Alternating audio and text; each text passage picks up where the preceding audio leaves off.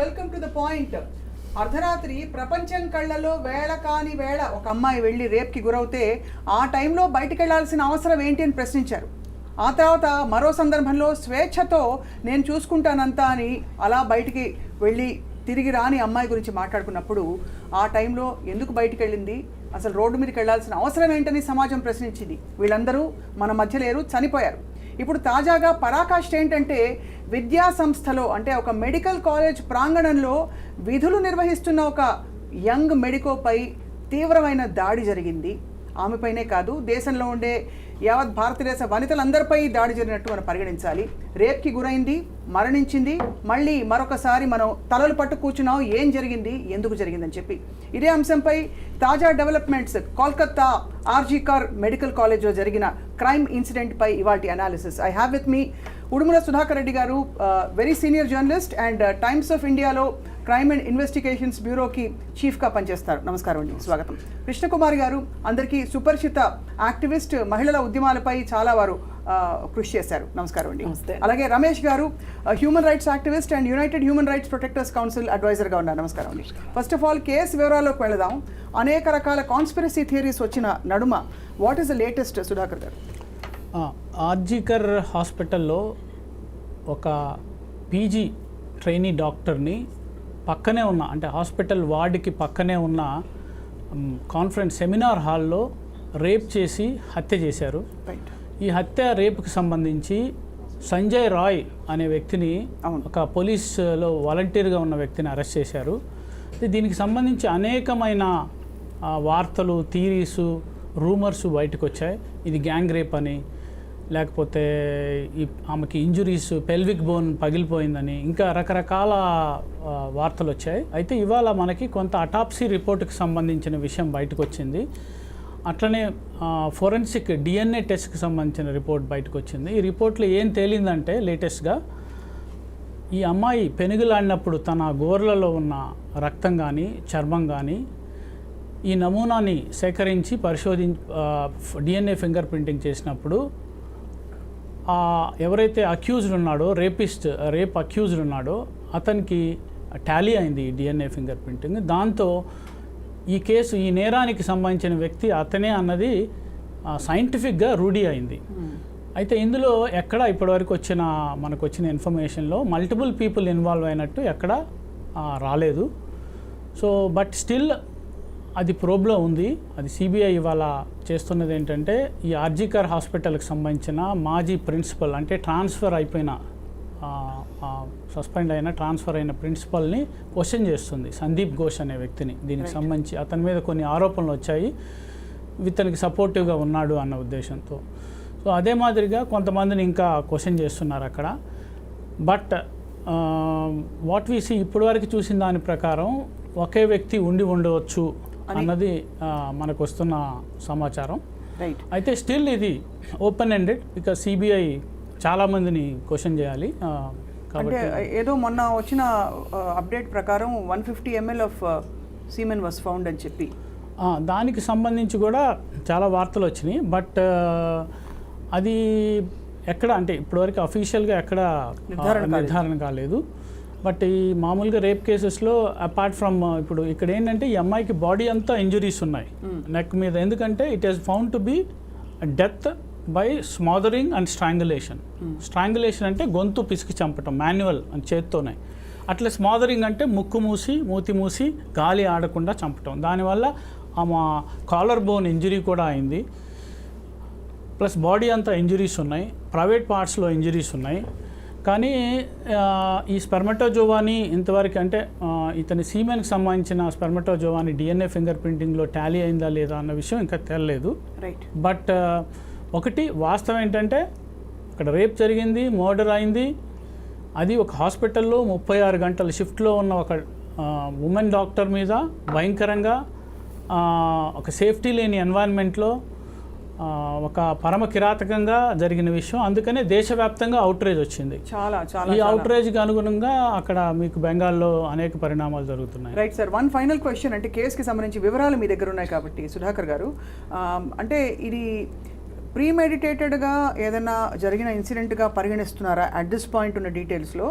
లేదు మామూలుగా సర్వసాధారణంగా జరిగే రేప్స్ ఏవైతే మనం చూస్తుంటాం అనేక కేసెస్లో, ఆ కేసెస్లో ఉండే ట్రిగ్గర్స్ ఇందులో ఉన్నట్టు తెలుస్తుందా? Is there a pre motive to murder her? అంటే ఇక్కడ ఏంటంటే మనం ఇక్కడ కూర్చొని చెప్పలేము, చెప్పినా అది సాహసమే అవుతుంది. కాకపోతే మనం చూసిన దాని ప్రకారం, మనం అక్కడ ఉన్న రిపోర్టర్స్తో మాట్లాడింది కానీ చూసిన దాని ప్రకారం, but this fellow may be having knowledge. ఇక్కడ ఈ అమ్మాయి డ్యూటీలో ఉంది, ఈ పక్కన సెమినార్ హాల్లో ఉంది, ఎందుకంటే అక్కడ అతను రెగ్యులర్గా వచ్చే వ్యక్తి కాబట్టి ఆ మోటివ్తో చేసి ఉండొచ్చు. బట్ ఇప్పటివరకు ఆమె ఏదన్నా మనసులో పెట్టుకొని చేశాడా, వేరే కక్షలు ఉందా అని మనకు తెలియదు. అది ఉండకపోవచ్చు. ఎందుకంటే జనరల్గా రేప్కు motive the behaviour of man. అంతే. మనిషికి ఈ రేప్ కల్చర్ మన దేశంలో ఎక్కువ ఉండటానికి, లేకపోతే కొన్ని సౌత్ ఏషియా దేశాల్లో ఎక్కువ ఉండటానికి, ఎందుకంటే ఈ మగ మనిషిలో ఉండే వికృతమైన ఆలోచన వల్ల వచ్చే పరిణామం అది. సో దానికి విక్టిమ్ ఎలా ఉన్నారు, ఏ డ్రెస్ వేసుకున్నారు, విక్టిమ్ ఎలాంటి వయసు ఏంటి, విక్టిమ్ మైనరా అనేది ఆలోచించని ఒక భయంకరమైన మానసిక రోగం కాదు, ఆ పైత్యంతో చేసే మనిషి బిహేవియర్ వల్ల వచ్చింది. సో దానికి మనం దీంట్లో ఇంకా కక్ష ఉందా అని అనుకోవటం అది ఇమెటీరియల్. బికాజ్ మనం చూసాం కదా దిశ కేసులో కూడా she was waiting there, and లారీలో ఎక్కించుకొని అట్లా చేశారు. So I think that's more of ఈ మేల్ కల్చర్ వల్ల వచ్చిన పరిణామం. మాటలు రావట్లేదు కృష్ణకుమారి గారు, ఎందుకంటే బహుశా ఇది మనకి దేశవ్యాప్తంగా బాగా సంచలనం సృష్టించిన ఒక దారుణమైన రేప్ అండ్ మర్డర్. ఇలాంటి కేసులు, మర్డర్ దాకా వెళ్ళని కేసులు, బట్ రేప్కి గురైన అమ్మాయిల సంఖ్య మీరు చెప్పండి. గత 2 వారాల్లో మన తెలంగాణ రాష్ట్రంలో ఎంతమంది ఉన్నారండి మీకు తెలిసి? 15 జరిగాయండి. ఈ 15లో స్త్రీలు ఉన్నారు, బాలికలు ఉన్నారు, ఉయ్యాల్లో పాప కూడా ఉంది. 15లో లాస్ట్ మంత్ 15 జరిగాయి. వీటిల్లో చేసిన వాళ్ళల్లో ఎక్కువ మంది 13 సంవత్సరాలు 16 సంవత్సరాలు మధ్యలో వాళ్ళు ఎక్కువ చేశారు. ఒకతను 24 ఏళ్ళ అతను, ఒకతనైతే అసలు సొంత తండ్రే చేశాడు. కానీ వీళ్ళందరిలో ఉన్న కామన్ పాయింట్ ఏంటంటే వాళ్ళు పోర్ను చూస్తున్నారు, గంజాయి తీసుకుంటున్నారు. ఇది కామన్ క్వాలిటీస్ వాళ్ళకి. ఈ పరిస్థితుల్లో అసలు నాకు అనిపిస్తున్నది ఏంటంటే అండి, మన దేశంలో వేరే దేశాలతో కంపేర్ చేసుకుంటే మనకు అసలు ఇక్కడ ఆడవాళ్ళని నేను గౌరవించమని పూజించమని చెప్పను, కానీ సమానమైన కనీసం స్థాయి, అసలు ఈమె కూడా మనిషే, నా తల్లికే పుట్టింది, నాతో సమానం అని ఏ అన్నా చెల్లెల గురించి అనుకోడు. నేను పెళ్లి చేసుకుంటున్నాను, నా భార్య నాతో సమానమైంది, నా భార్య అవసరమైతే నాకంటే ఎక్కువ కష్టపడుతుంది అనే ఉద్దేశం భర్తకు లేదు. ఒక తండ్రికి తన కూతురి మీద ఉన్న ప్రేమ తన భార్య మీద ఉండదు. ఈ పరిస్థితుల్లో ఎక్కడన్నా చూడండి, మొత్తంగా చూసుకుంటే అంటే స్త్రీలందరూ మహాదేవతలు, వాళ్ళ వల్ల ఏమి సమాజానికి నష్టం జరగట్లేదు, అన్యాయం లేదు అని నేను అన్నను. కానీ ఎంత చేసినా మళ్ళీ విక్టిమ్ వచ్చేసరికి మహిళే అవుతుంది. అలాగే ఈవేళ డబ్బులున్న వాళ్ళకి ఒక న్యాయం, డబ్బులు లేని వాళ్ళకి ఒక న్యాయం జరుగుతుంది. జైళ్ళల్లో చూడండి, ఎవరు ఉంటున్నారు జైళ్ళల్లో? డబ్బులు ఉన్న వాళ్ళు ఎవరు జైళ్ళల్లో ఉండట్లా. మహా ఉంటే ఎవరు ఉంటున్నారంటే ఆర్థిక నేరాల్లో ఉన్న వాళ్ళు జైల్లో ఉంటున్నారు తప్పితే అగ్రకులాల వాళ్ళు, డబ్బులు ఉన్నవాళ్ళు, మిగతా వాళ్ళంతా ఎస్సీలు, ఎస్టీలు, బీసీలే ఉంటున్నారు. అంటే న్యాయం కొనబడుతుంది, అమ్మబడుతుంది. ఇది ఒక భయం లేనితనం అయిపోతుంది. నేను ఇది తప్పు, నాకు తెలుసు తప్పని, చేసినా నేను బయటపడగలను అనే ధైర్యం కొంతమందికి. ఒక్కవేళ పోలీసులు పట్టుకుంటే పట్టుకున్నారు, పోయిందేంటి అని ఆలోచించేవాళ్ళు కొంతమంది. ఇతను బయటకు వచ్చిన తర్వాత సంజయ్ అనే వ్యక్తి అవును చేశాను, అరెస్ట్ చేసుకోండి అన్నట్టుగా మనకి తెలిసింది. అది ఎంతటి ఒక విధమైన అంటే నిర్లక్ష్యమా, లేకపోతే చేయడం అంటారా? నిర్లక్ష్యం అండి. ఎందుకంటే మన దేశంలో బ్రిజ్భూషణ్ లాంటి వాడు రక్షించబడిన తర్వాత, గుజరాత్లో బిల్కిస్ బానోకి సంబంధించిన ఎవరైతే జైల్లో ఉండి సత్ప్రవర్తన ద్వారా విడుదలై వచ్చిన తర్వాత వాళ్ళకి ఎవరైతే పూజలు దండలేసి స్వీట్లు తినిపించారో, పైగా తినిపిస్తూ వాళ్ళు అన్న ఒక మాట ఏంటంటే బ్రాహ్మలు ఎప్పుడు ఇలాంటి పనులు చెయ్యరు అని ఒక స్టేట్మెంట్ పాస్ చేశారు ఆ రోజు. చేస్తే ఈ చుట్టూ చూసే వాళ్ళకి ఏమనిపిస్తుంది చెప్పండి? ఓ చేశారు, చేసిన సంగతి వీళ్ళందరికీ కూడా తెలుసు, అదే చేసిన వాళ్ళు బయటకు వచ్చారు, నేను వస్తాను. ఈ ఎవరికైనా సరే 3 నెలల్లోనో 6 నెలల్లోనో సంవత్సరంలోనో ట్రయల్ అయిపోయి ఇతనికి శిక్ష పడింది అని ప్రపంచానికి చాటి చెప్పిన కేసు ఒకటి ఉందేమో చెప్పండి. అసలు లేదండి, నిర్భయలోనే అంత గగ్గోలు పెట్టి చట్టాలు కూడా తీసుకొచ్చిన కేసులోనే ఎంతకాలం పట్టింది, ఎన్ని పరిస్థితుల్లో అసలు అందరూ ఒక్కొక్క తల దిక్కుపోయారు. ఇప్పుడు నిర్భయ సంఘటనలో మనం ఒక చిన్న ఎగ్జాంపుల్ తీసుకుంటే, లాయర్ ఏం మాట్లాడాడండి కోర్టులో, ఈ అమ్మాయికి 9 అప్పుడు ఏంటి పని, అదే నా కూతురు గనక అట్లా బాయ్ ఫ్రెండ్తో కలిసి సినిమాకి వెళ్ళుంటే నేను పెట్రోల్ పోసి తగలబెట్టేవాడిని అని ఒక లాయర్ మాట్లాడాడు. ఆ లాయర్ని శిక్షించినప్పుడు కామన్ మ్యాన్ ఇలా మాట్లాడక ఇంకెలా మాట్లాడతారు? అండ్ ఇక్కడ అదే చెప్తున్నానండి, అసలు ఎక్కడ చేసినా ఏమి చేయకపోయినా ఆడదాని తప్పైపోతుంది బతికున్నందుకు. అంతే, చదువుకున్న వాడు కూడా ఇలా ఆలోచిస్తుంటే చదువు లేని వాళ్ళు ఇలా కాక ఇంకెలా ఆలోచిస్తారు? తప్పకుండా. అయితే చెప్పండి sir, before we go to Ramesh garu, Sudhakar గారు. రేపిస్ట్లో మేడం చెప్పినట్టు కులానికో మతానికో ప్రాంతానికో సంబంధం, ఆ ప్రొఫైలింగ్ మనం అసలు అది లేదు. కానీ ఒకటి వాస్తవంగా మేడం చెప్పారు కదా, ఇది చాలా తెలిసిన వాళ్ళు రేప్ అక్యూజ్డ్లో మోస్ట్ ఆఫ్ ది కేసెస్లో నోన్ పర్సన్స్ 90%, ఎక్సెప్ట్ మనం Disha case it's different case. Known persons, తండ్రో బ్రదరో కజినో మామనో, లేకపోతే ఇంటి పక్కన ఉన్న నైబరో వాచ్మెనో, లేకపోతే పక్కనుండే వ్యక్తులు, స్కూల్లో ప్రిన్సిపల్లో, ఇక్కడ జరిగింది కదా స్కూల్లో, లేకపోతే పనిచేసే. సో నోన్ పర్సన్స్ ఎక్కువ ఉంటుంటారు. ఎందుకు జరుగుతుంది అంటే ఈ ప్రోటోకాల్స్, బికాస్ మనం సేఫ్టీని కాంప్రమైజ్ చేస్తున్నాం. ఉమెన్ అంటే safety, general safety of the women compromise అవుతుంది అన్ని చోట్ల. మనం ఉండే అపార్ట్మెంట్లో, లేకపోతే స్కూల్స్లో, కాలేజెస్లో, హాస్పిటల్స్లో. ఇప్పుడు ఇతను ఎలా వెళ్ళాడు అన్నది పెద్ద ప్రశ్న కదా. How you could able to access అంటే అక్కడ సేఫ్టీ కాంప్రమైజ్ అవుతుంది. సో అదొక ఆస్పెక్ట్. సో అది కాకుండా మేడం చెప్పినట్టు ఈ ఫోన్ వల్ల, విచ్చలవిడిగా ఫోన్ అవైలబుల్ ఉండటం వల్ల కొంత ఇంపాక్ట్ బాయ్స్ మీద పడుతుంది. సో దానివల్ల it is leading to such kind of incidents అనేది మనం చూస్తున్నాం. అవును. సో అయితే ఇది మనం ఫోన్ ఆపాలా లేదా అనేది ఒక పెద్ద డిస్కషన్. అవును.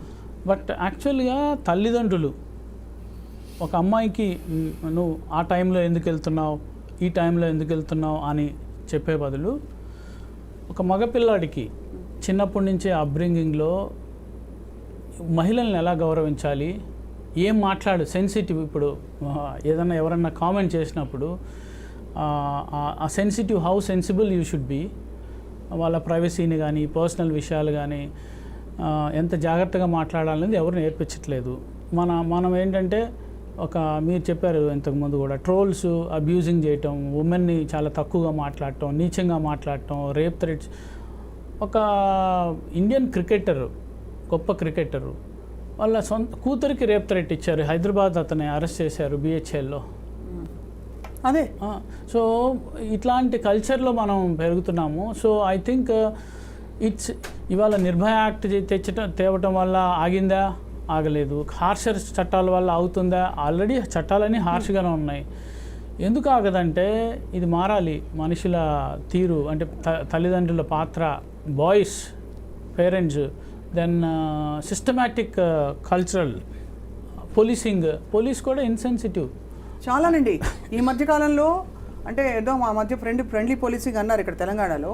బట్ ఈ మధ్యకాలంలో మళ్ళీ వన్స్ అగైన్ పోలీస్ స్టేషన్స్కి వెళ్తే 1,00,000 ఒక ఆడది తన బేసిక్ మనుగడ కోసం కూడా to claim her right she has to fight, give so many complaints. దారిన పోతున్న ఒక అమ్మాయిని ఏదైనా అంటే కూడా 100 సార్లు డిఫెండ్ చేసుకోవాల్సిన పరిస్థితి తను వెళ్ళి తనకి.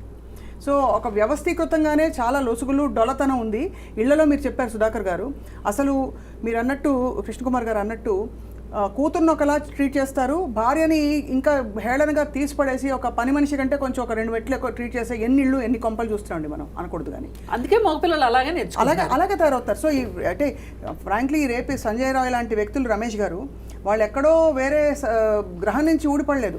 మన సమాజం మధ్య వాళ్ళకి తల్లి చెల్లి, బహుశా ఇంట్లో ఆడవాళ్ళు ఉండే ఇంట్లో పెరిగిన వాళ్ళే. మీరు చెప్పండి సార్, ఎందుకు ఇన్ని చట్టాలు వచ్చినా why is it that we are seeing repeated offences like this, crimes like this? Madam, మీరు ఇప్పుడు చట్టాల గురించి చెప్తే మీరు నేను ఒక అగ్రిమెంట్ తీసుకున్నాం అనుకోండి, 100 పేజీలు రాసినా దాన్ని ఉల్లంఘించవచ్చు. అది మనకి ఏంటంటే ఎథికల్ వాల్యూస్ ఉండాలి, మోరల్ వాల్యూస్ ఉండాలి. ఇప్పుడు ఇద్దరు ఫ్రెండ్స్ ఉంటారు, ఏదో బిజినెస్ స్టార్ట్ చేశారు అనుకోండి, ఒకరి మీద ఒకరు నమ్మకం అన్నది ఇంపార్టెంట్. 1000 పేజీల అగ్రిమెంట్ రాసుకున్నా దే కెన్ బ్రేక్ ఇట్. అదేవిధంగా మన చట్టాలు లొసుకులు ఎతుకుతూనే ఉంటారనమాట. ఇంకోటి ఏంటంటే main reason what I feel is, ఇప్పుడు ఈ ఫోన్ చూడండి, ఇది చాలా డేంజరస్. దీంట్లో ఏమవుతుందంటే ప్రతి స్టూడెంట్కి అవైలబుల్ ఉంది, ఇది ప్రతి పిల్లవాడికి అవైలబుల్ ఉంది. అండ్ దీంట్లో if you see 80% is pan, 80% pan. దాని గురించి ఏమవుతుందంటే స్టూడెంట్ ఖాళీగా ఉంటాడు, ఓపెన్ చేస్తాడు, చూస్తాడు. కానీ మీరు అనేది రైటే సార్, ఇది కానీ ఇవాళ రోజున మనకి ఎలక్ట్రానిక్ ఈ క్లాస్ రూమ్స్ వచ్చేసి రకరకాల ఆన్లైన్ లెర్నింగ్ ఇవన్నీ వచ్చేసిన తర్వాత, కోవిడ్ తర్వాత ఇది ఒక ఇన్ఎవిటబుల్ ఆప్షన్ అయిపోయింది. మనం ప్రాక్టికల్ గా కూడా ఆలోచించాలి కదా రమేష్ గారు. We can't move away from technology. టెక్నాలజీని బ్రేమ్ చేసి మనం ఎలా, టెక్నాలజీ కాదు మేడం, ఇక నేను చెప్పేది ఏంటంటే ఇప్పుడు మీరు పాన్ సైట్ వరకు బ్యాన్ చేయొచ్చు కదా, that can be done. Right, it should not be accessible. మనం టెక్నాలజీ పెరిగిపోయింది అని అంటూ ఉన్నాం అనుకోండి, there will be so many things coming out. But అమలులో మీరు అన్నట్టు రైటే, అమలులో ఎక్కడో ఇప్పుడు డ్రగ్స్ ఆర్ బ్యాండ్ అందరికి జగమెరిగిన సత్యం. ఎక్కడి నుంచి వస్తున్నాయి, పుట్టుకొస్తున్నాయి రేవ్ పార్టీలు, డ్రగ్స్. మరి అంటే ఏదైనా బ్యాన్ చేసినా దాని వ్యవస్థని చొచ్చుకెళ్ళిపోయి కావాల్సింది తెచ్చుకునే అంత ఒక క్రిమినల్ ఇది బయటకు వచ్చేసిందండి యువతలో కావచ్చు. దాని అర్థం ఏంటి మేడం, మన మోరల్ వాల్యూస్ పోయినట్టే కదా. Let it be politicians, let it be parents. పిల్లల్ని వదిలేస్తున్నారు పిల్లలు, ఎందుకంటే they both want to do job, they both want to earn money. దాని గురించి పిల్లల్ని వదిలేస్తున్నారు, వాళ్ళు ఖాళీగా ఉంటారు. What they will do?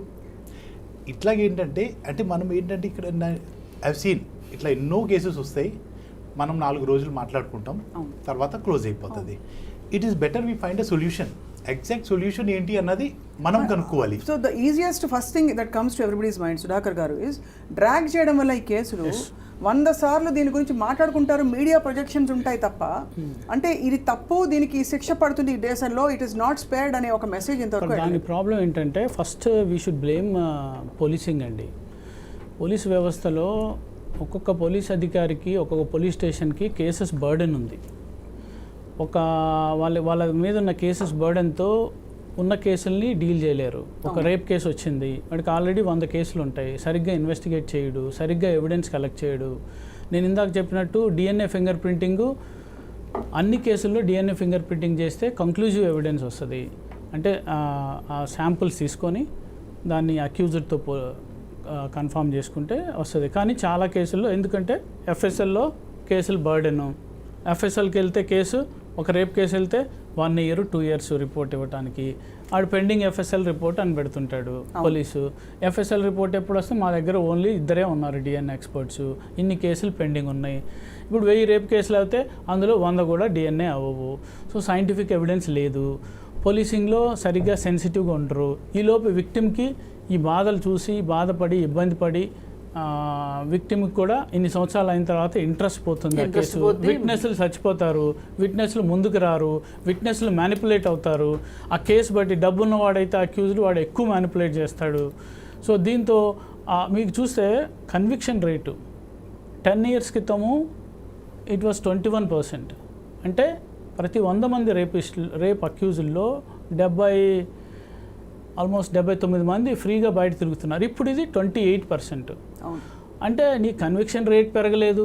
అదే మీరు బ్రిటన్లో తీసుకుంటే 60% కన్విక్షన్ ఉంది, కెనడాలో తీసుకుంటే 42% ఉంది, చాలా దేశాల్లో 50% దాకా ఉంది కన్విక్షను. బట్ రేప్ కేసుల్లో ఇండియాలో ఇట్స్ ఓన్లీ 27 to 28%. అంటే కన్విక్షన్ దొరకట్లేదు. ఎందుకు దొరకట్లేదు? నిజంగా రేప్ జరగలేదా? ఏం జరుగుతుంది అక్కడ అంటే సరిగ్గా ఎవిడెన్స్ కలెక్ట్ చేయరు, కోర్టులో ప్రాసిక్యూషన్ సరిగ్గా ఉండదు, ప్రాసిక్యూటర్ సరిగ్గా ప్రాసిక్యూట్ చేయరు, జడ్జిలు డిలే చేస్తారు కేసులు, జ్యుడిషియరీలో డిలే అవుతుంది కేసులు, మళ్ళీ హైకోర్టుకి అప్పీల్కి వెళ్తుంది, సుప్రీంకోర్టుకి వెళ్తుంది. ఈ కేసులు ఇలా సాగదీస్తుంటే విక్టిమ్కి భారతదేశంలో మీకు పెన్ పోయింది, లేకపోతే ఫోన్ పోయింది, విక్టిమ్ అయినా అక్యూజ్డ్ అయినా ఒకే బాధపడాల్సి వస్తుందండి. ఇక్కడ ఉన్న నేను అంటే పర్సనల్గా ఎక్స్పీరియన్స్ అయ్యి జ్యుడిషియరీ ఇక్కడ లీగల్ సిస్టంలో పోలీస్ స్టేషన్కి వెళ్తే విక్టిమ్ అయినా బాధపడాలి, అక్యూజ్డ్ అయినా నిజంగా అంటే అసలు చాలా ట్రైనింగ్ అండి. ఇక్కడ మేడం విక్టిమ్ కంట ఎవరైతే కంప్లైంట్ ఇస్తారో విక్టిమ్ బాధపడాలి, అక్యూజ్ బాధపడట్లే. అదే. అక్యూజ్ సరదాగా కూర్చుంటాడు, victim keeps on going, police స్టేషన్లో తిప్పుతారు. ఇంకోటి ఏంటంటే నేను చెప్పదలుచుకుని మనం ఒక కేసు గురించి మాట్లాడతాం. What I want to talk is, నాకేంటంటే దీనికి సొల్యూషన్ ఎలా తేవాలన్నది. ఇప్పుడు సార్ ఏమన్నారంటే పోలీస్ సిస్టమ్ బ్లేమ్ చేస్తున్నారు, వాళ్ళ బర్డన్స్ వాళ్ళ ప్రెషర్స్ వాళ్ళకే ఉన్నాయి. ఇక్కడ ఏంటంటే వాట్ ఐ ఫీల్ ఈస్ మన పేరెంటింగ్ సిస్టంలో చేంజ్ రావాలి. మెయిన్ పేరెంటింగ్ సిస్టంలో చేంజ్ వచ్చింది అనుకోండి, ఇట్లాంటి ఇన్సిడెంట్ జరిగినప్పుడు మనం పోలీస్ స్టేషన్కి వెళ్ళే పని ఉంది మేడం. అంటే ఒకటి సార్, ఇప్పుడు పేరెంటింగ్ సిస్టంలో అంటే నిజంగా అది లాంగ్ టర్మ్ సొల్యూషన్, అసలు ఒక జనరేషన్ అంతా క్లెన్స్ అవ్వాలి. బికాజ్ ఇప్పుడు parenting system not one generation ma'am, it will take 200 years. అదే minimum 200 years. But I want justice for this medico now today we want justice, the country wants justice. If you want justice ma'am, let us implement laws like Saudi, Dubai. Immediate గా మీకు result వచ్చింది అనుకోండి, అంటే త్వరిత justice delayed is just denied అంటున్నారు మీరు basically. ఆయన అంటున్నారు చేతులు నరికేయాలి అంటున్నారు. అంతే మేడం. ఎందుకంటే ఆయన అంటున్నారు ఏంటంటే మ్యామ్, అలాగే అనుకోండి సార్, దిశా రేపిస్ట్ ఎన్కౌంటర్ అయ్యారు sir for what ever reason.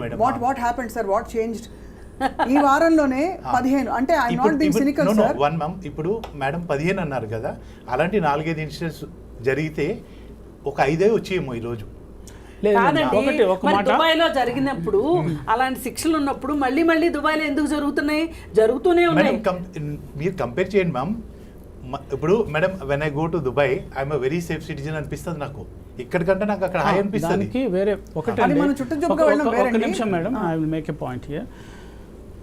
Extra judicial killings అంటే జ్యుడిషియరీ బయట ఫేక్ ఎన్కౌంటర్స్ కానీ స్టేజ్ మ్యాన్ ఎన్కౌంటర్స్ కానీ అది తప్పు. ఎందుకంటే ఎక్స్ట్రా జ్యుడిషియల్ కిల్లింగ్స్ వల్ల, ఎక్స్ట్రా జ్యుడిషియల్ పనిష్మెంట్ వల్ల వచ్చిన విపరిణామం ఏంటంటే అమాయకులు కూడా ఇబ్బంది పెట్టే అవకాశం ఉంది. ఇంకోటి వాడు చేశాడా లేదా అని ఒక డ్యూ లీగల్ ప్రాసెస్, ఒక జ్యుడిషియరీ ప్రాసెస్. అప్పుడు ఎవరికి పడితే ఒక పోలీస్ అధికారే జడ్జ్ అయిపోతాడు, తన విమ్స్ అండ్ ఫ్యాన్సీస్కి అనుగుణంగా జరుగుతుంటుంది. ఇప్పుడు ఆయన చెప్పేది ఏంటి, అక్కడ చట్టంలోనే ఉంది కానీ అలాంటి మనం బార్బారిక్ సొసైటీ కాదు, మనది సివిలైజ్డ్ సొసైటీ, పరిణామం చెందిన సొసైటీ, రిఫార్మిస్ట్ సొసైటీ. ఒక అక్యూజ్ని రిఫార్మ్ చేయాలి అన్నది మన సొసైటీ, మన లీగల్ సిస్టమ్, మన జ్యుడిషియల్ సిస్టమ్ బేస్డ్. కాబట్టి ఇది సార్ ఇప్పుడు మీరు రోడ్డు మీద పిచ్చి కుక్క తిరుగుతుంటే పిచ్చి కుక్కనే వదలం కదా సార్. చెప్పాలి పిచ్చి కుక్క అని తెలుసుకునే లోపల అది కుక్క అనుకుంటున్నాం, అది పిచ్చి కుక్క అని తెలిసే లోపల ఒక ఘోరం జరిగిపోతుంది. తర్వాత ఆ పిచ్చి కుక్కని తీసుకెళ్లి చాలా రోజులు అది ఎందుకు వచ్చింది, దీని పిచ్చి ఎంత పిచ్చి వచ్చింది, ఆ పిచ్చి వల్లే చేశాడా అని ఇన్వెస్టిగేట్ చేసి కాసేపు దానికి ఫుడ్ పెడుతున్నాం. ఎప్పుడో అప్పుడు ఏదో ఒక అన్యాచురల్ పరిస్థితుల్లోనో ఎప్పుడో ఎన్నో ఏళ్లకి శిక్షలు పడుతున్నాయి. అంటే దీనికి ఏంటంటే డైరెక్ట్గా పనిష్మెంట్ లింక్డ్ ఒక అలర్ట్ వ్యవస్థ ఉందనే ఒక మెసేజ్ అయితే లేదు. కాదండి, కేవలము ఇప్పుడు ఇతను ఏం చేయాలి చెప్పండి. సంజయ్ రాయ్ని రేపు సుప్రీంకోర్టు సుమోటోగా దీన్ని తీసుకుంది. సుప్రీంకోర్టు ఎందుకు స్పందించింది? ఇవాళ ఆగ్రహం ఎక్కువైపోయింది సమాజంలో కాబట్టి కొంచెం కంటి నీళ్లు తొడవటం కోసం తీసుకుంది తప్పితే అసలు సుప్రీంకోర్టులోనే బోల్డ్ కేసులు ఉన్నాయి. ఎక్కడో దాకా ఎందుకండి, ఈ కేసును చూడండి, మన సినిమా యాక్టర్ ప్రత్యూష కేసు ఇప్పుడు సుప్రీంకోర్టులో ఉంది. ఏం చేసిందండి సుప్రీంకోర్టు? ఎన్నేళ్ళైందండి? తల పట్టుకుని ఆమె చనిపోయింది, ఆ అమ్మాయి చనిపోయింది, అతను చక్కగా అతనికి బెయిల్ దొరికింది, పెళ్లి చేసుకుని పిల్లలు కన్నాడు. ఈయన లైఫ్ ఈయనకు బాగానే ఉంది. ఎందుకంటే సుప్రీంకోర్టు దాకా కేసు నడుపుకోగలిగే డబ్బులు ఉన్నాయి కాబట్టి ఆయన బాగానే సేఫ్గానే ఉన్నాడు. మరి ఏమైంది, ప్రత్యూషకి న్యాయం జరిగిందా? మరి జరగలేదుగా. అలాంటప్పుడు ఈ కేసులో డాక్టర్కి న్యాయం జరుగుతుందని మీరు ఎట్లా అనుకుంటారు? ఈ సిస్టంలో న్యాయం జరగాలంటే, సంజయ్ రాయ్ని శిక్ష పడాలంటే క్విక్ డిస్పోజల్ ఉండాలి. అంటే ఇమీడియట్గా ఫాస్ట్ ట్రాక్ కోర్టు దాంతో ట్రయల్ స్టార్ట్ అవ్వాలి. అతను ఒప్పుకున్నట్టే కదా సుధాకర్ గారు, ఎవరు అతను కన్ఫెస్ చేశాడు. Confession before police is not a evidence as per వాళ్ళు ఏమైనా ప్రెషర్ పెట్టారేమో అని ఒక ఇండియన్ ఎవిడెన్స్ యాక్ట్ ప్రకారం, ఇప్పుడు భారత్ ఎవిడెన్స్ యాక్ట్ ప్రకారం confession before police is not a evidence. So tomorrow he will definitely deny it, he will not plead guilty in the court. So then when he doesn't plead guilty then trial will start. ఈ ట్రయల్లో వీళ్ళు ప్రాపర్గా evidence పెట్టాలి. CBI కాబట్టి కొంచెం process ఉంటుంది. I think they will file charge sheet as early as possible. Trial కూడా fast track court ఏర్పాటు చేసి హైకోర్టు సుప్రీంకోర్టు పర్యవేక్షణలో జరుగుతుంది. ట్రయలు జరిగి తొందరగా శిక్ష పడేలాగా చేస్తే ఒక 6 నెలల్లో 3 నెలల్లో ట్రయల్ అయిపోతే, ఫారెన్లో లాగా 3 నెలలు శిక్ష పడితే అతనికి కఠినమైన శిక్ష. For example if it's because it's rarest of the rare case, whether it is life or death or whatever. So gang rape అయితే డెత్ ఉంది. So I think he should be tried quickly and punishment should be implemented quickly. And what kind of punishment are you talking? అంటే ఇప్పుడు ఎలా అయిపోయిందంటే, ఎందుకు అడుగుతున్నాను సుధాకర్ గారు అంటే, బికాజ్ ఇప్పుడు ఈ మధ్య కాలంలో ఈ చాలా హై అటెన్షన్ ఉండే రేప్ కేసెస్లో ఆటోమేటిక్గా వాళ్ళని చంపడం కూడా జరిగిపోతుంది. అవును, ఇది మర్డర్ కేసు కాబట్టి he can be hanged. I mean to say capital punishment ఇవ్వచ్చు. ఎందుకంటే rarest of the rare case, rape చేసి గాయపరిచి ఒక విధుల్లో ఉన్న ఒక డాక్టర్ని చంపేయటం, ఘోరంగా చంపేయడం కాబట్టి it can be rarest of the rare case. It is a murder case involved. So that fellow if there is a enough ample evidence, వీళ్ళు యాంపుల్ ఎవిడెన్స్ పెట్టగలిగితే కోర్టులో, అతన్ని he can be punished for capital punishment. అంటే ఉరి శిక్ష, లేదా అంటే ఇండియాలో ఉంది hanging ద్వారానే కాబట్టి he can be hanged to death if there is an ample evidence, if there is a proper legal process. మనం ఇక్కడ స్టూడియోలో కూర్చొని వీని ఉరేయాలి అంటే అది ఒక తండ్రిగా, ఇప్పుడు ఒక జర్నలిస్ట్గా మనం అలా మాట్లాడటానికి లేదు. బట్ ఒక ఆడపిల్ల తండ్రిగా, ఒక victim, obviously there will be such kind of reactions, but as a journalist we should always talk about legal process. Sure sir, తప్పకుండా. అయితే ఇది చెప్పండి కృష్ణకుమార్ గారు, గత కొన్ని అనేక ఇన్సిడెంట్లలో చాలా కిరాతకంగా వాళ్ళని చంపడం కూడా జరుగుతుంది. అది ఆ డెవలప్మెంట్ అసలు ఎందుకు ఇలా జరుగుతుంది ఈ మధ్య కాలంలో? బహుశా కృష్ణకుమార్ గారు మీరు, దెన్ సుధాకర్ గారు, దెన్ ఒకటండి, జస్టిస్ వర్మ కమిషన్ ఉంది మనకి. ఇది నిర్భయ చట్టం రూపొందించిన ఆయన్ని మీరు అసలు మన సమాజంలో ఇవి ఆగాలి అంటే ఏం చెయ్యాలి అని కొన్ని రికమెండేషన్స్ అడిగితే ఆయన చెప్పారు. ఆయన అనేది ఏంటి అంటే, ఇప్పుడు ఉరి తీయండి అని అనడం చాలా సింపుల్, ఉరి తీయడం కూడా చాలా సింపుల్. ఈ ఉరి తీస్తారు అంటే ఇది నిరూపణ అయ్యి, అంటే ఆ విక్టిమ్ బతికుండి ఆమె చెప్పింది అనుకోండి, చెప్తే అప్పుడు అతనికి ఉరిశిక్ష పడుతుంది. కాబట్టి ఇదివరకు రేప్ చేసి ఊరుకునేవాళ్ళు, ఇప్పుడు చంపుతున్నారు. అందుకని మనం అసలు ఈ డిమాండ్ పెట్టడం వల్ల అసలు ఇప్పుడు రేప్ జరిగినంత మాత్రం చనిపోవాలా చెప్పండి? చనిపోవక్కర్లేదు కదా, ఆమెకు బతికే హక్కు లేదా? ఆమె బతకాలి ప్లస్ ఆ రేప్ జరగడం అనేది ఆమె తప్పు కాదు. తప్పు చేసిన వాళ్ళు బాగానే ఉండి ఆమె ఎందుకు న్యూనతతో ఉండాలి? అంటే కొంత బ్యాగేజ్ ఉంటుంది. మనం చెప్పినంత ఈజీగా అది బ్యాగేజ్ ఉండడం వేరు, స్టిగ్మా ఉంటుంది ఆమెకి. పైగా ఇది ఒక ఎమోషనల్ బ్యాగేజ్, హారిబుల్ ఉంటుంది. మరి అయితే ఇలాంటి పరిస్థితుల్లో ఆయన చెప్పింది ఏంటి అంటే, అసలు ముందుగా మనము శిక్షల గురించి ఆలోచించే కంటే కూడా మనం సమాజంలో ఏం ఆలోచించాలి అంటే, ఒక అవగాహన తీసుకొచ్చే విధంగా పిల్లల్ని చిన్నప్పటి నుంచినే, వీళ్ళకి మన దేశంలో ఇలా జరగడానికి ఎక్కువ కారణం జెండర్ డిస్పారిటీ, జెండర్ ఇన్ఈక్వాలిటీస్. ఈ జెండర్ ఇది అసలు బ్యాలెన్సే లేదు మన దగ్గర. ఈ జెండర్ బ్యాలెన్స్లో మన కంట్రీ ఎక్కడుందంటే 181వ స్థానంలో ఉంది. ఈ స్థానంలో ఉండడం వల్ల ప్రతివాడు ఏం ఆలోచిస్తున్నాడు, ఒక మగపిల్లాడు ఏం ఆలోచిస్తున్నాడు, చెల్లి పుట్టింది అంటే వెళ్ళిపోతుంది పెళ్లి చేసుకుని, నాతో సమానం కాదు, ఈ ఇంట్లో ఉండదు అనేది ఒకటి. నాతో పాటు తల్లిదండ్రులు కూడా ఆడపిల్లనేమో ఇప్పుడు కొన్ని కుటుంబాల్లో మారింది, కానీ ఈ రోజుకి స్టిల్ ఉన్నదండి, ఆడపిల్లల్ని మంచి స్కూల్కి పంపటం ఉండదు, వాళ్ళ మీద ఖర్చు పెట్టడం వేస్ట్. ఇలా అంటే చిన్నప్పటి నుంచినే ఆడపిల్లని ఇంకొక రకంగా చూడడం అలవాటు చేసేసి, ఆడపిల్ల ఉంటే ఒక ఆట వస్తువు, లేదంటే ఒక గ్లోరిఫైడ్ పనికొచ్చే ఒక మనిషిగా చూసుకుంటున్నాం. ఇలా గౌరవం లేదు. ఇప్పుడు ఇలా తల్లిదండ్రులు పెంచడం వల్ల ఈ చూసే అన్నో తమ్ముడో ఇతను కూడా రేపు వచ్చిన భార్యని ఎలా చూస్తాడు, అలాగే తను ఆఫీస్కి వెళ్ళిన తర్వాత పక్కన పనిచేసే కొలీగ్ని ఎలా చూస్తాడు, ఇవన్నీ ఇన్నున్నాయండి. ఇదేదో ఒక్క సందర్భంగా ఒక్క విషయంగా జరుగుతున్నది కాదు, ఇది చాలా పెద్ద భావజాలం. ఇది ఇలా జరగడానికి కారణం ఈ సినిమాలు, ఇంకాస్త మరి కారణం. అవును, సినిమాలు మరి కాస్త కారణం. పైగా ఇంకొకటి అండి, ఇవాళ ఈ ఫోన్ వచ్చిన తర్వాత రీల్స్ ఎట్లుంటున్నాయి, సంబంధం ఉన్నోళ్ళు సంబంధం లేనోళ్ళు ఎంత అశ్లీలంగా రీల్స్ చేస్తున్నారు. వీళ్ళు ఫ్యామిలీ పీపుల్ అనుకునే వాళ్ళు కూడా చాలా అశ్లీలంగా చేస్తున్నారు. దీనివల్ల ఏమవుతుందంటే అసలు మనకు ఒక కల్చర్ అనేది లేకుండా అయిపోతుంది. ఒక డీసెంట్ కల్చర్ని మనం మర్చిపోయి చాలా రోజులు అయింది అనిపిస్తుంది. మరి ఈ పరిస్థితుల్లో అసలు ఉమెన్కి గౌరవం ఎక్కడి నుంచి వస్తుంది?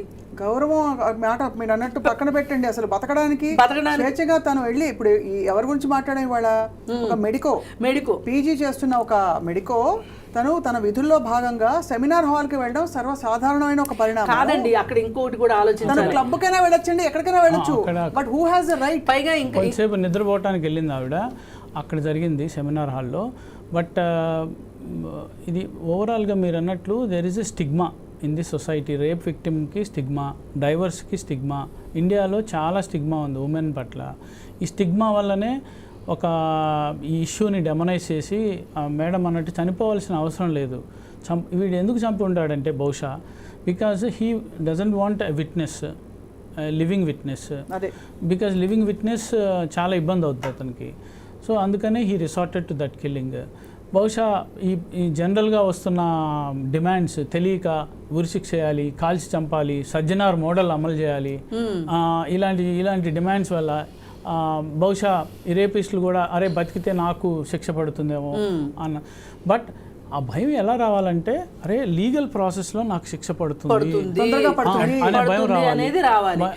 ఆ భయం వస్తే అప్పుడు it will be more deterrent. It is very hard to imagine the psychology అండి ఆఫ్ ద రేపిస్ట్. నిజంగా ఇది చాలాసార్లు గతంలో అనేక మంది చెప్పారు. వాళ్ళ సైకాలజీ ఏమిటి, ఆ క్షణంలో వాళ్ళని ప్రేరేపితం చేసిన అంశం ఏమిటి అంటే భయం భక్తి ఏమీ లేకుండా అంత కిరాతకంగా వాళ్ళు మారిపోవడానికి కాళ్ళు చేతులు విరిచేయడము, అంటే మనిషిని కొట్టడము, బలవంతం చేయడం అసలు ఎలా వస్తుంది వాళ్ళకి? అలా అంటే how does one even imagine it? అది కూడా మన మధ్య బ్రతుకుతున్న ఒక మనిషి. అంటే వాళ్ళకి భయం లేదు కదా మేడం. మెయిన్ ఇప్పుడు మీరు అన్నారు చూడండి ఇందాక, ఇమీడియట్ రిజల్ట్ వస్తే తర్వాత 10 మంది భయపడతారు.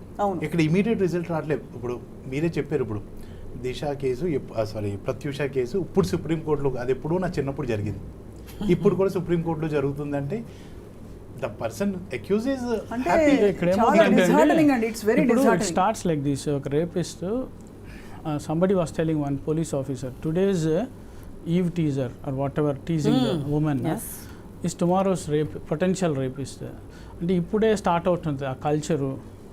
వీధుల్లో అమ్మాయిలు నేర్పించడం, అమ్మాయిల పట్ల విపరీతంగా ప్రవర్తించటం, మేడం చెప్పినట్టు గంజాయికి లేకపోతే తాగుడికి అలవాటయ్యి. బికాజ్ ఎక్కువ రేప్ కేసెస్ తాగిన మత్తులో, గంజాయి మత్తులో కానీ ఆల్కహాల్ మత్తులో కానీ జరుగుతుంటాయి రేప్స్ అండ్ మర్డర్స్.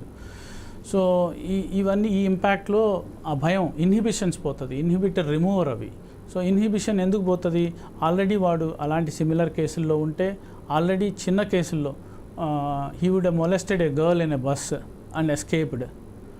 సో ఒక బస్లో ఒక అమ్మాయి పట్ల ప్రవర్తించి మొలెస్ట్ చేసి, ఒక ట్రైన్లోనూ. సో ఇంకొకటి ఐసోలేషను, అక్కడ సరైన సెక్యూరిటీ లేకపోవటం, ఇదంతా ఫ్రీ అంటే ఎవడు చూడ్డ నన్ను నాకు. So these are all adding up. And why చిన్నపిల్లల మీద ఇప్పుడు చాలా గుడ్ అబ్జర్వేషన్, చిన్నపిల్లల మీద ఎక్కువ అవుతుంది, మైనర్స్ మీద. ఊయల్లో పడుకున్న పాపని కూడా వదలట్లేదు. సో ఎందుకు అవుతుందంటే వాళ్ళు చెప్పలేరు, బయటికి మాట్లాడలేరు, easy target, easy pray. So somebody was telling ఉమెన్కి నువ్వు సెల్ఫ్ డిఫెన్స్ నేర్చుకో, నువ్వు పెప్పర్ స్ప్రే పెట్టుకో. ఎస్, సెల్ఫ్ డిఫెన్స్ నేర్చుకోవాలి, పెప్పర్ స్ప్రే అందరూ పెట్టుకోవాలి, but you can't be always telling నువ్వు భయంలో బతుకు, నువ్వు ఎప్పుడు సేఫ్టీలో బతుకు అని చెప్పు. Instead you tell the boy how to behave with the women, instead you tell the boy how to behave with the girl. That's what lacking, that's what. అది చాలా ఇంపార్టెంట్. అంటే నువ్వు నీ అబ్బాయిలకు చెప్పట్లా. అదే ఇప్పుడు